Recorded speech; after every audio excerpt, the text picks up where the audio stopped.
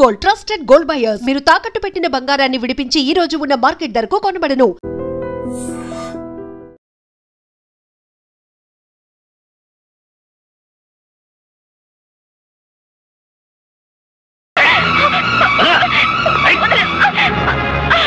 ప్రత్యక్ష సాక్షి ఎవరో కాదు, మీ నాయనమ్మ.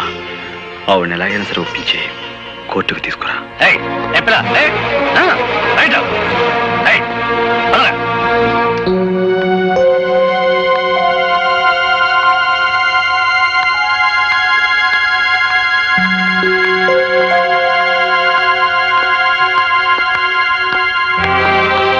ఎవరమ్మాయి నువ్వు?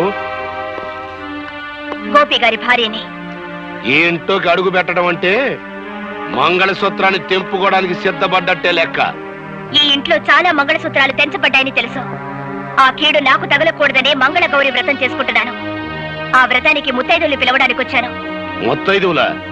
నీ వ్రతానికి రాదగ్గ ముత్తైదువులు ఎవరు ఈ ఇంట్లో లేరే? ముత్తైదువుగా పసుపు కుంకాలకి దూరమైన, మమకారానికి మానవత్వానికి దూరం కాని పుణ్యాత్ములున్నారు. వాళ్ళు ముత్తైదుల కంటే గొప్పవాళ్ళు. నానమ్మ, ఇవాళ సాయంత్రం వ్రతం చేసుకుంటున్నాను. నువ్వు తప్పకుండా రావాలి.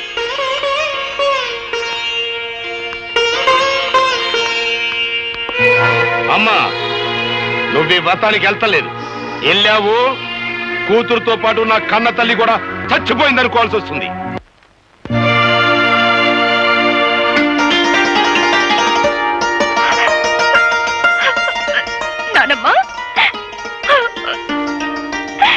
వ్రతానికి ఊళ్ళో ఎవరిని పిలవలేదా అమ్మా? నువ్వొక్కదానివి దీవిస్తే ముక్కోటి దేవతలు దీవించినట్టు అవుతుందని నిన్ను తప్ప మరెవరిని పిలవలేదు నాన్నమ్మ. కంటికి కనపడిన గౌరీదేవి రాధమ్మను అనుగ్రహించినా అనుగ్రహించకపోయినా మీ గుండెల్లో పెట్టుకు పెంచిన మీ మనవరాల్ని మీరు దీవిస్తే చాలమ్మా. మా అమ్మగారు ఆశీర్వాదం తీసుకోమ్మా. నన్ను దీర్ఘ సుమంగళిగా ఆశీర్వదించున్నానమ్మా. ఏమ్మా దీవించాలని సందేహిస్తున్నారు? మీ మనవరాలు పసుపు కుంకాలతో పచ్చగా ఉండటం మీకు ఇష్టం లేదమ్మా? నా మనసుకైతే ఆ కోరిక ఉంది, కానీ నా దీవెనకి ఆ శక్తి లేదు బాబు. నానమ్మా, ఎందుకు లేదమ్మా? మా గోపి ఆవేశంతో కట్టిన తాళిని రాధమ్మ అజ్ఞానంతో తీసివేయబోయినప్పుడు మీరు అడ్డుకుని ఆపారు. తెగిపోయిన అనుబంధాన్ని తిరిగి గుర్తు చేస్తూ విడిపోయిన కుటుంబాలని మళ్లీ కలపాలనే ఉద్దేశంతో మీ మనవరాల్ని మీ ఇంటి నుంచి మా ఇంటికి పంపారు. ఇంతటి మహత్కార్యం చేయగలిగిన మీకు మీరు నిలబెట్టిన తాళిని కాపాడే శక్తే మీకు లేదంటారా? తల్లి తండ్రి లేని గోపి అబ్బాయిని మీరు దిక్కు మొక్కు లేకుండా వదిలేయటం వల్ల ఆ కర్ణుడు అనుభవించినంత దౌర్భాగ్యాన్ని మా గోపి అబ్బాయి కూడా అనుభవిస్తున్నాడమ్మా. అవునమ్మా, మీ కొడుకు మీ అల్లుడిని నిర్దాక్షిణ్యంగా చంపాడని మీకు తెలుసు. గోపికి రావాల్సిన ఆస్తిని కాజేశాడని మీకు తెలుసు. అయినా ఈ నిజాన్ని మీరు ప్రపంచానికి చెప్పలేకపోయారు. గోపి ప్రాణభయంతో పరిగెత్తుకుంటూ వచ్చి నా పంచన చేరాడు. వాడు నా దగ్గర ఉంటే వాడి జీవితానికి న్యాయం జరిపిస్తాడనే ఆశతో కావాలని వాడి లాకెట్టు మీ దగ్గర తాకట్టు పెట్టాను. అయినా ఏనాడు వాడి యోగక్షేమాల గురించి మీరు విచారించలేదు, వాడిని చేరతీయలేదు. వాడు మాకు దేవుడిచ్చిన బిడ్డగానే భావించాం. వాడి ఆలనా పాలనా చూడడంలో మా ముగ్గురికి ఒక ఆనందం కనిపించింది. ఆ ఆనందంలోనే మాకు పెళ్లిళ్లు కావాలని, మాకు బిడ్డలుండాలనే మాటే మర్చిపోయి ఇన్నేళ్లు గడిపేశాం. ఇంకో నిజం కూడా మీకు చెప్పాలమ్మా. చిన్నప్పటి నుంచి గోపి అబ్బాయికి తనెవరో, తనకి జరిగిన అన్యాయం ఏంటో, తనకు రావాల్సిన ఆస్తిని ఎవరు అనుభవిస్తున్నారో అంతా తెలుసమ్మా. అయినా ఏనాడు వాటి గురించి ఆశపడలేదు, బాధపడలేదు. మరంత గొప్ప మనిషికి ఉత్తి పుణ్యానికి ఉరిశిచ్చపడితే మీ మనవరాలు విధవరాలైపోద్ది. అప్పుడే రాధమ్మ తల్లి పసుపు కుంకాలు ఎలా సరిపోయాలో, తాళిబొట్టు ఎలా తెంచాలో బ్రహ్మచార్యత్వం మాకు తెలియదమ్మా. ఆ తతంగం అంతా మీరే దగ్గరుండి జరిపించాలి. వీళ్ళ నుంచి మానవత్వాన్ని నేర్చుకున్న మనిషిగా రేపు నేను కోర్టులో చెప్పబోయే నిజమే ఈ మాంగళ్యాన్ని నిలబెడుతుందమ్మా.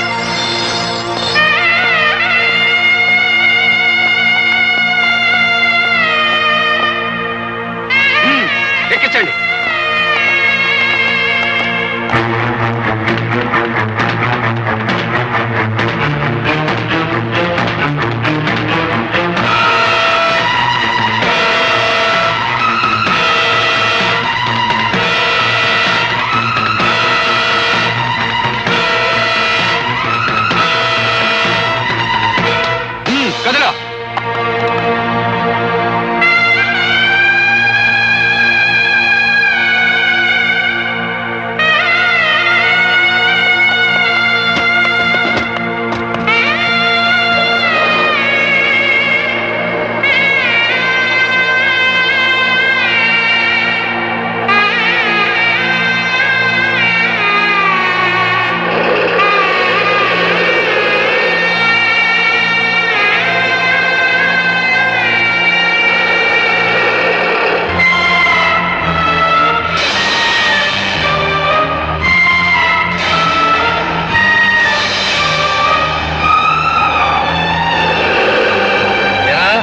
నడుము నిలబెట్టలేదా?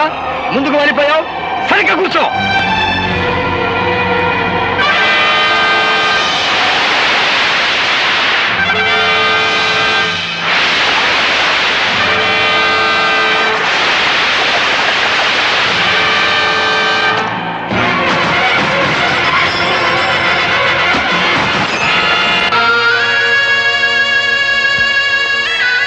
అమ్మా, ఇప్పటికే చాలా ఆలస్యమైపోయింది.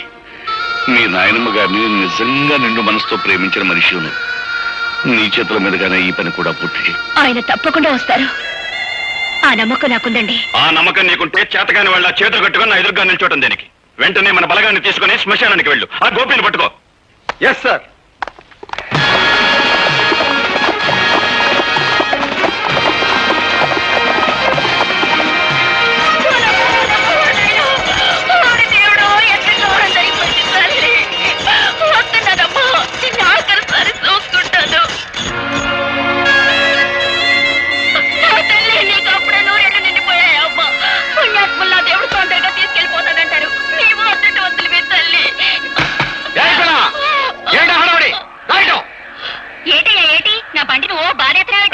ఏమిటా ఏడుపులో? ఇంతగా ఉన్నావు? సూర్యచంద్రరావు పంపితే వచ్చాను. అవును, సంస్కారం లేని తల్లికి దాన సంస్కారం చేయడం ఎట్టలేక అదేదో నన్నే చేయమని కిరసనాలు అగ్గిపెట్టేసి పంపించారు. సూర్యచంద్ర గారు మనుషుడు ముందు చెప్పలేదే? కాని కాని తొందర కాని. నన్ను ఏడ చెప్పనిచ్చా? తొందర కాని.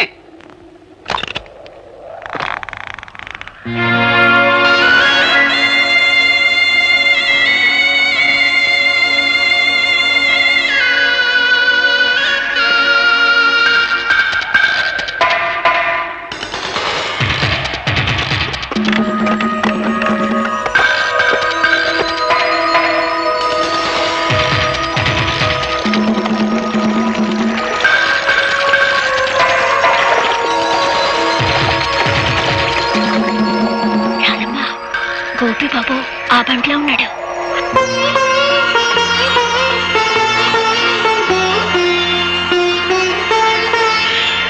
పోలీసులు. అట్టమ్మా, అయ్యో అగ్గిపెట్టి బండ్లో మర్చిపోయాను. ఇటు ఇయ్యమ్మా. వద్దండి, ఎవరి చేత్తో తలకొరి పెట్టాలో వాళ్ళ చేత్తోనే పెట్టాలి, లేకపోతే రుణాల బంధం తీరదు.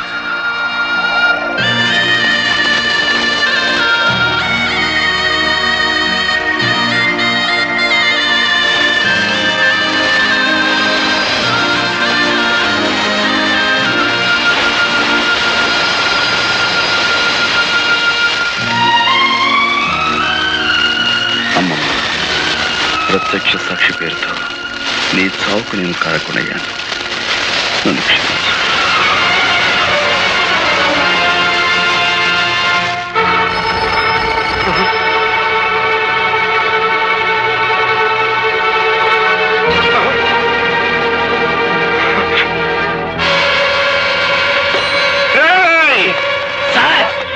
నా ఇంటి చుట్టూ 100 పోలీసులు కాపలా ఉంచుతారని ఆ ఇన్స్పెక్టర్ అశ్రీ గారు చెప్పారా? ఎక్కడ తెచ్చాడు? ఈలోగా మమ్మల్ని ఏర్పాటు చేశాం కదా సార్. ఎవరైనా చంపాలో చెప్పండి. మా అమ్మకి అంత్యక్రియలు జరిపించేశాడంట. నాకు అంత్యక్రియలు జరపడానికి వచ్చేస్తున్నానని ఫోన్ చేశాడు రా గోపి గారు. చెప్తారా? నాకు అంత్యక్రియలు జరిపించండి.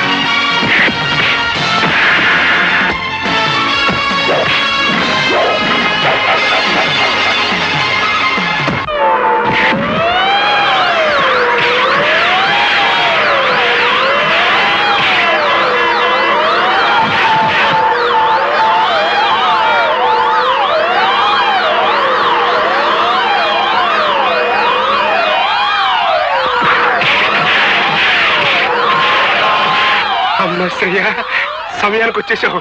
వస్తున్నా.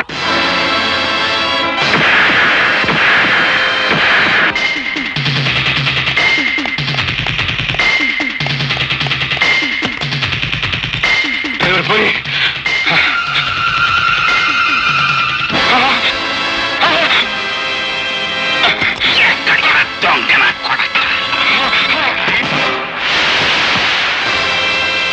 మోసం చేయటం నీకొక్కడికే తెలిసిన విద్య కాదురా. అదే మోసానికి నేను దిగజారితే నీ బతుకు చూస్తుండా.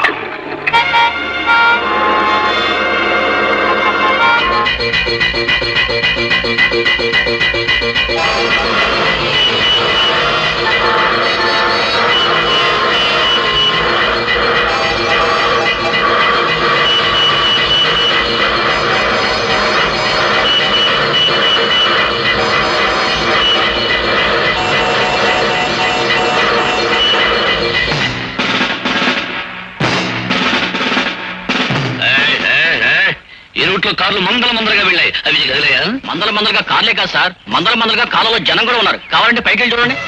కార్లు మందల జనం ఉన్నారు.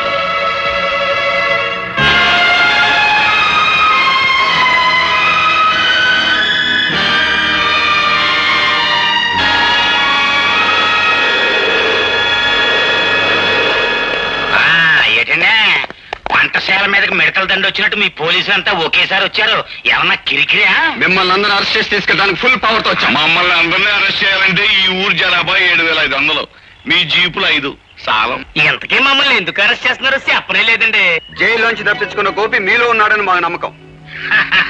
బాలే కనిపెట్టేశారండి. నేనేనండి గోపిని. మారేసంలో నేనండి గోపి, నన్ను అట్టుకెళ్ళండి. అబ్బా నేనే గోపిని, నన్ను అట్టుకెళ్ళండి. నేనే గోపి.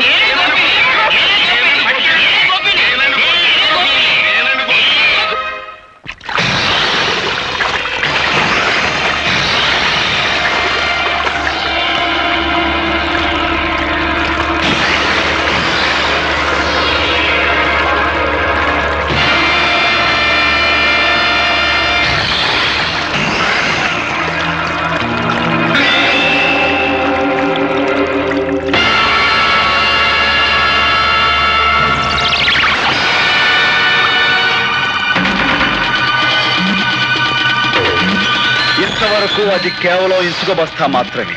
ఈ క్షణం నుంచి అది నీ ఆయుర్దాయం. అందులోని ఇసుక కిందకు రావటం అంటే క్షణం నీ ఆయుర్దాయం తరిగిపోతున్నట్టే లెక్క.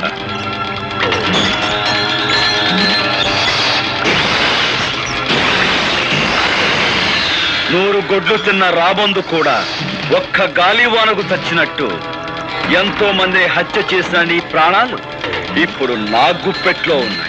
అమ్మో, ఇసుకంత కాలిపోతుంది. మొదలు తినేస్తాయేమో బాబాయ్, నా భయం వస్తుంది. నువ్వు ఇక్కడి నుంచి ప్రాణాలతో బయటపడాలి అంటే నువ్వు చేసిన నేరాల గురించి నీ నోటితో నువ్వే చెప్పాలి. నన్ను చెప్పక, నన్ను వదిలిపెట్టు. భయం వేసిపోతుంది. అయితే చెప్పు, మా నాన్నను చంపించావు. నేనే, కానీ ఆ పని చేసి చాలా ఏళ్ళు అయిపోయిందిగా. ఇంకా గొడవ వదిలే. ఆ గొడవ వదిలేసిన ఇంకా 2 హత్యల గొడవ ఉందిగా. పులిరాజును చంపిందెవరు? ఇసుకంత కాలిపోతుంది. ముసలి తినేస్తాయి. చెప్పు. బాబోయ్, పులిరాజును చంపిందెవరు? గారి పీక మీద కాలేసి తొక్కి చంపింది నేనే. కానీ అలా తొక్కమని చెప్పింది, నా చేత తొక్కిచ్చింది ఆయన రచయిగడే. మా అమ్మమ్మని, అదే నీ కన్న తల్లిని. మమ్మల్ని చంపని చెప్పింది, చంపించింది కూడా ఆశ్రయగడే.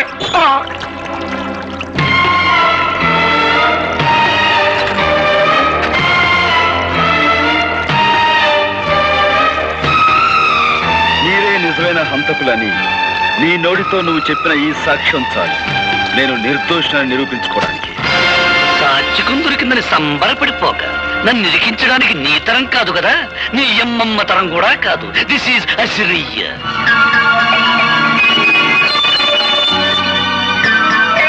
సమయానికి వచ్చావు.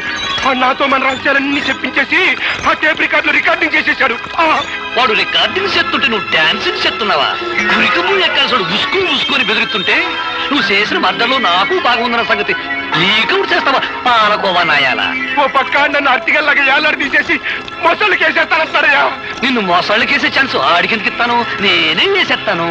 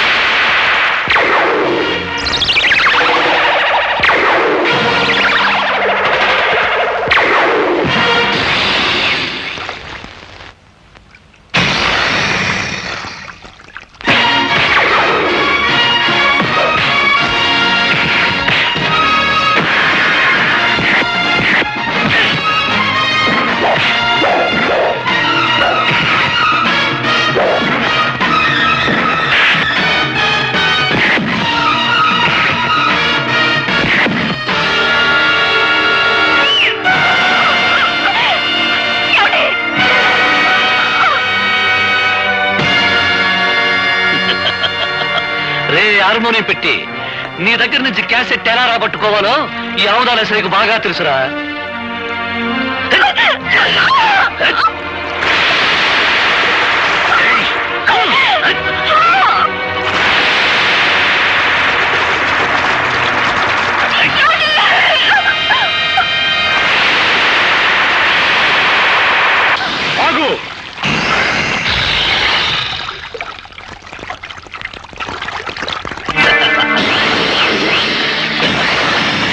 రాజును సంపడంలోను నీ అమ్మమ్మను సంపడంలోను నా హ్యాండ్ ఉందని వాడు చెప్పిన మాటలన్నీ ఈ క్యాసెట్ లో ఉన్నాయని తెగ సంబరపడిపోతున్నావు. ఇదిగో చివరికి ఆ సూర్యచంద్రరావును కూడా నేనే చంపాను. ఇప్పుడు నీ కాడ ఏ సాక్ష్యం లేదు. ఈ మర్డర్ కేసు కూడా నీ మీదే బనాయించి చెప్తాను. దట్ ఈస్ ఆవుదార అశ్రయ్య, ఇన్స్పెక్టర్ ఆఫ్ పోలీస్.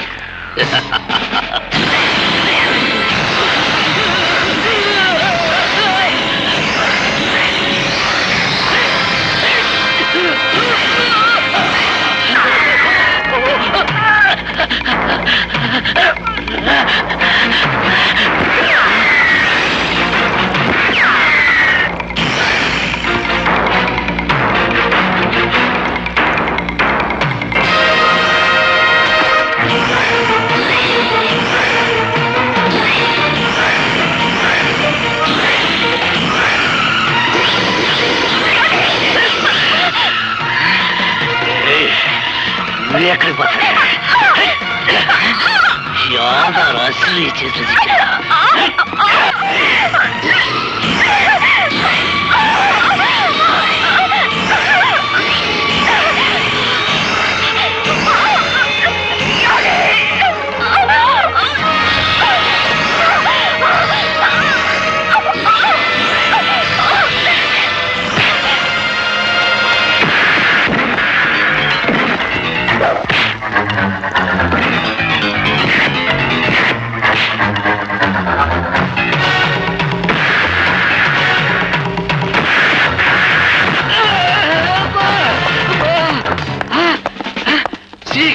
నమస్తే. అబ్బా, మన బెటాలియన్ అంతా వచ్చేసారన్నమాట. సార్, ఈ అవతల వ్యక్తి ఆ హంతకుడు పట్టుకున్నాం. అదో హంతకుడు, అరెస్ట్ చేయం. వెరీ గుడ్, చాలా మంచి పని చేశారు. మన డిపార్ట్మెంట్ కే మంచి పేరు తీసుకొచ్చారు సార్. ముందు ఇన్స్పెక్టర్ అసిరయ్యను అరెస్ట్ చేయండి. నేనే తప్పు చేశాను సార్, నన్ను అరెస్ట్ చేస్తున్నారు. నువ్వేం తప్పు చేశావా? నీకంటే ఆ గోపి చాలా తెలియని వాడు. నువ్వు ఈ మాట అంటావని చెట్టుకో మైకు పుట్టుకో స్పీకర్ అరేంజ్ చేశాడు. ఖైదీ నంబర్ 786. మిస్టర్ గోపి, ఆ నెంబర్లోనే ఉందయ్యా ఈ పవిత్రత. ఆనాడు నువ్వు యూనిఫారం విసిరి కొట్టి వెళ్ళినప్పుడు కొంతవరకే అర్థమయ్యావు, ఈనాడు పూర్తిగా అర్థమయ్యావు. You are really great. Thank you sir.